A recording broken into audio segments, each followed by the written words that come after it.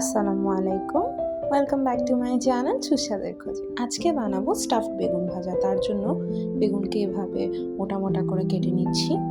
এরপর বেগুনের মাঝখানে যে পাল্পটা আছে আমি সেটাকে বের করে নিব। আপনারা ছুরির সাহায্যে করতে পারেন। আমি এরকম একটা ছোট স্টিলের বাটি ব্যবহার করছি। পাল্পটা ফেলবেন না, কারণ এটাকে পরে ছোট করে কেটে আমরা স্টাফিং ইউজ করব।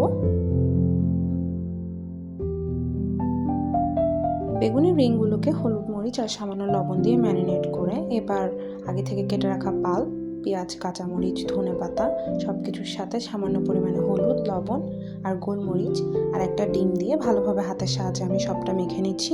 এটা আমরা বেগুনের মাঝখানে স্টাফিং হিসেবে ব্যবহার করব। এরপর প্যানে তেল বসিয়ে বেগুনের রিংগুলো দিয়ে দিচ্ছি। এরপর স্টাফিং দিয়ে ভালোভাবে বেগুনের রিংগুলো আমরা ফিল করে নেব।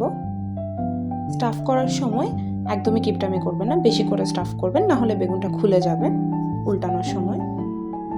এই পর্যায়ে বেগুনের জালটা একটু কম রাখার চেষ্টা করবেন। আমার জালটা বেশি থাকায় বেগুন হালকা কালো কালো দেখা যাচ্ছে, পুড়তে শুরু করছিল। যাই হোক, দুপাশ ভালোভাবে ভেজে উল্টে পাল্টে আমি এবার উঠিয়ে নিব।